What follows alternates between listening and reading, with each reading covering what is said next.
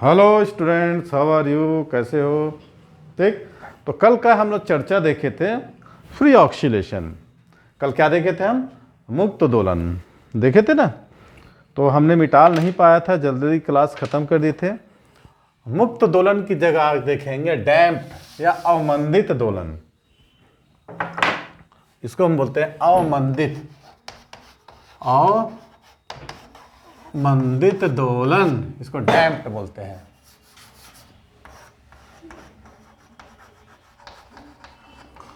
Damped oscillation. ठीक।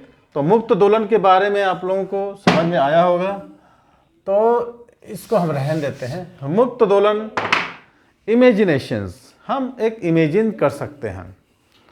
ठीक। कहा भी गया है, आप लोग पढ़े भी होंगे कि मुक्त दोलन का होना एक आदर्श कल्पना है। मुक्त दोलन देखे थे ना, किसी भी ऑब्जेक्ट को, आप वस्तु को हम एक्सटर्नल फोर्स के सेंस में हम छोड़ देते हैं तो क्या दोलन करता है। अब देखते हैं डैम्प दोलन। ठीक है। फ्रिक्शंस, विस्कोसिटी आपने ने पढ़ा होगा, रेजिस्टेंस। फ्रिक्शंस का काम क्या है? मोशन का अपोज करना। फ्रिक्शन माने जो घर्षण होता है, किसी वस्तु की गति को मंदित करने का प्रयास करती। अवमंदित दोलन नाम से पढ़िए। जिस प्रकार रेजिस्टेंस प्रतिरोध का काम है धारा को कम करना, करंट को। तो उसी तरह हम लोग देखे थे पिछले बार, उसी प्रकार मंदित दोलन को देखेंगे। मंदित माने कम करना। तो मुक्त दोलन जो हम पढ़े, इसका होने के कोरा आदर्श कल्पना कर सकते हैं। The execution of free oscillation is an ideal arrangement. Ideal arrangement. इसमें मुक्त दोलन में जो ऊर्जा का क्षय, जो भी वस्तु रहते हैं उसकी ऊर्जा का क्षय माने लॉस नहीं होता। और इसका क्या नियत रहता है? आयाम। मैंने बोला था लास्ट टाइम जो मुक्त दोलन को कि याद रखिएगा, है ना, नियत आयाम माने इसका आयाम नियत होता है। लेकिन जब कोई वस्तु गतिशील होती है, गतिशील भागों के बीच घर्षण हो, मतलब जब कोई ऑब्जेक्ट, जैसे ट्रेन चलती है पटरी के बीच, तो पटरी का थोड़ा सा घिसाव होता है ना। जब, है ना, गतिशील भागों के बीच घर्षण हो तो वस्तु किसी माध्यम जैसे हवा, पानी या फिर गैस में क्या करती? कंपन करती है। तो वस्तु की गति के अवरोध एक घर्षण बल काम करता है ना, करता है ना। जैसे हवा है, आप साइकिल चला रहे हो, हवा आप ही के ऐसे बह रही तो आप साइकिल फ्री चाहोगे, लेकिन साइकिल चला रहे हो, हवा उसके विपरीत दिशा में आ रही है, तो क्या करोगे? आपकी गति मंदित हो जाएगी। मंदित हो जाएगी नहीं। तो वस्तु की गति के विरुद्ध अवरोध का काम करता है, जिससे कंपन करती वस्तु की ऊर्जा का कुछ भाग, सम पार्ट ऑफ एनर्जी, क्या हो जाएगा? उस अवरोध जो होता है उसके विरुद्ध कार्य करने में होता है। जैसे मैं बताया भी, आप साइकिल चला रहे हो, हवा आप जिस दिशा में साइकिल चला रहे हो उसी दिशा में हवा बह रही है, तो आपकी एनर्जी लॉस कम होगी। लेकिन यदि अपोजिट डायरेक्शन में आएगा तो एनर्जी आपकी क्या करेगी? उस अवरोध, जो हवा के अवरोध के विरुद्ध कार्य करने में बढ़ जाता है।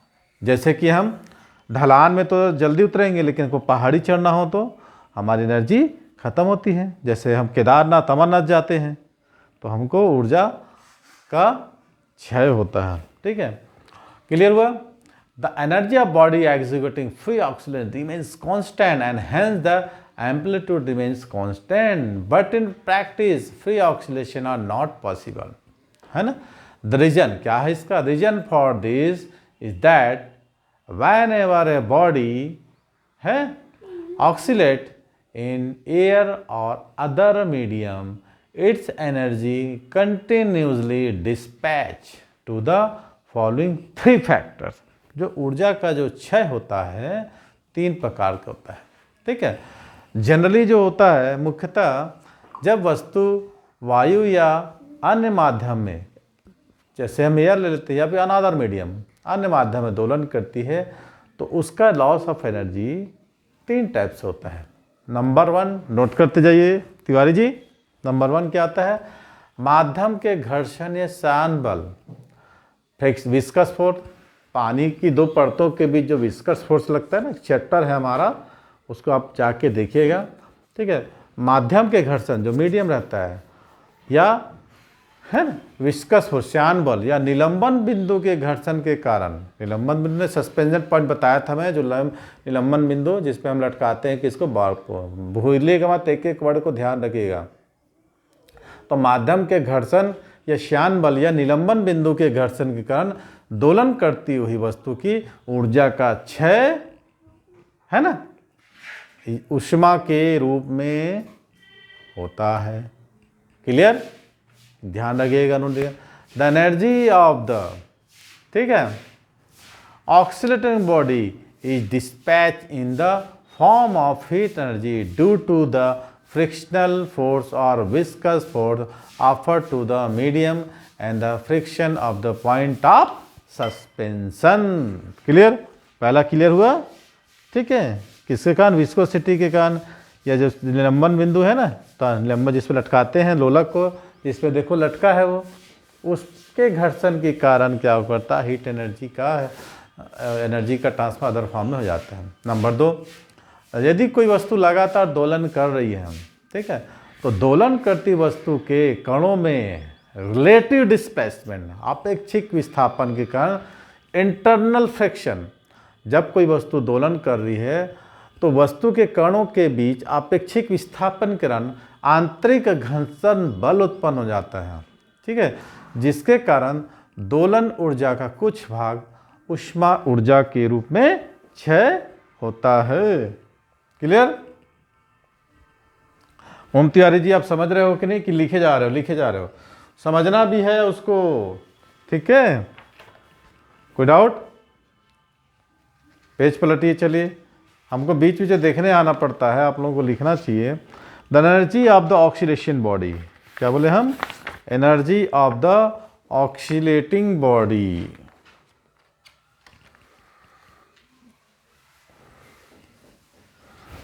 कहाँ तक लिख लिए, ये मैं 2 पेज पढ़ा, लेकिन ना धीरे धीरे बोलो, थोड़ा सा बचा हाँ है। चलो जल्दी, यहाँ से लिखो,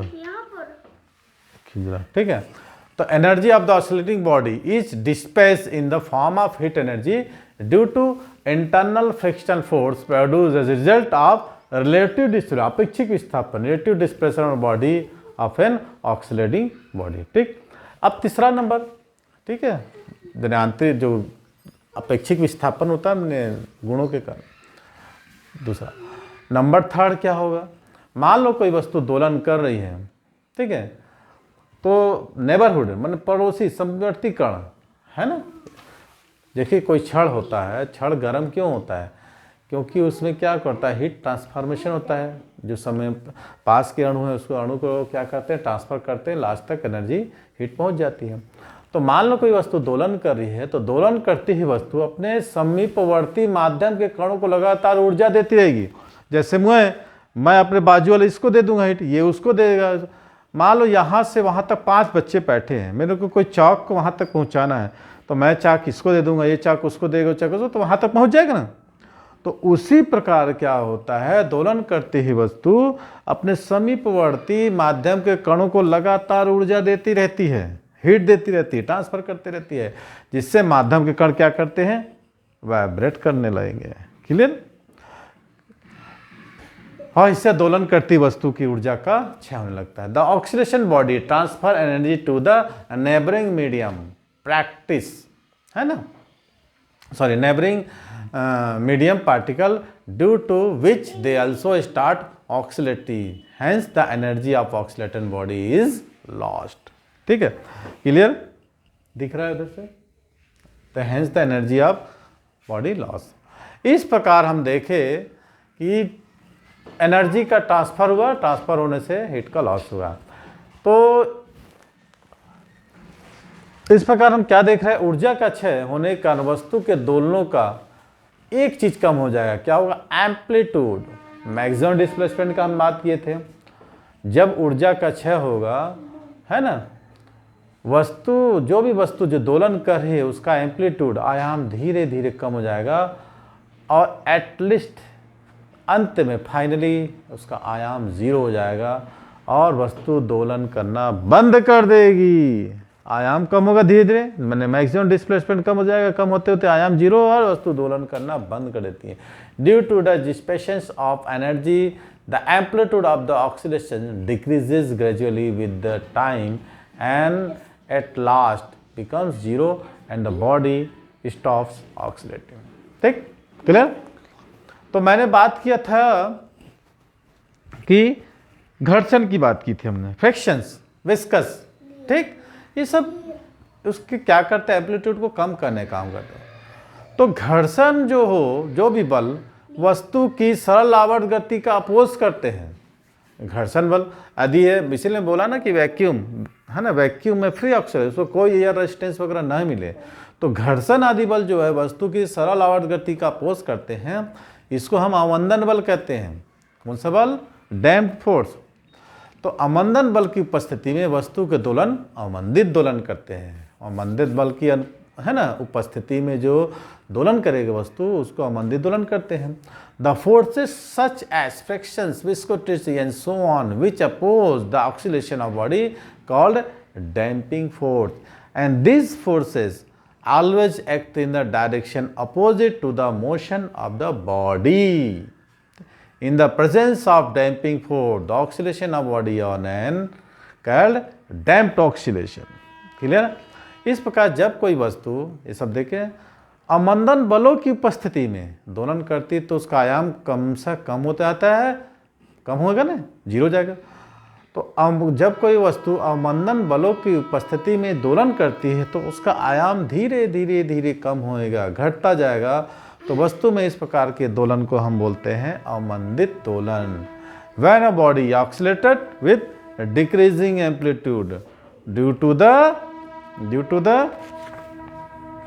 presence of damping force, its oscillation are called damping oscillation. Damping oscillations. Clear cut? तो आज का टॉपिक में हमने क्या क्या देखा था, है ना? आज के टॉपिक में, कल की क्लास में हमने देखा था फ्री ऑक्सीलेशन, मुक्त दोलन, और आज देखे हम अवमंदित दोलन। तो अवमंदित दोलन माने जिसका आयाम घट होता है, आयाम जीरो हो जाएगा, वस्तु दोलन कम कर देगी। और इसका मुख्य कारक कौन है? घर्षण बल, श्यान बल या रेजिस्टेंस है। ठीक, तो आज का 2 टॉपिक था, सिर्फ थ्योरी था, इसमें कोई डेरिवेशन नहीं थे। तो मैं उम्मीद करता हूँ कि आपको ये दोनों टॉपिक क्लियर कट अच्छे से समझ आया हो। यदि समझ में आया हो तो लाइक करना, कमेंट में लिख के बताना और अपने सारे दोस्तों को शेयर कर देना। यदि आपने पहली बार देखा है वीडियो तो क्या करना है आपको? सब्सक्राइब। तो thanks for watching my video. आज की वीडियो को यहीं विराम करते हुए अगले की वीडियो की हम आपसे तैयारी कराएंगे। Thanks for watching.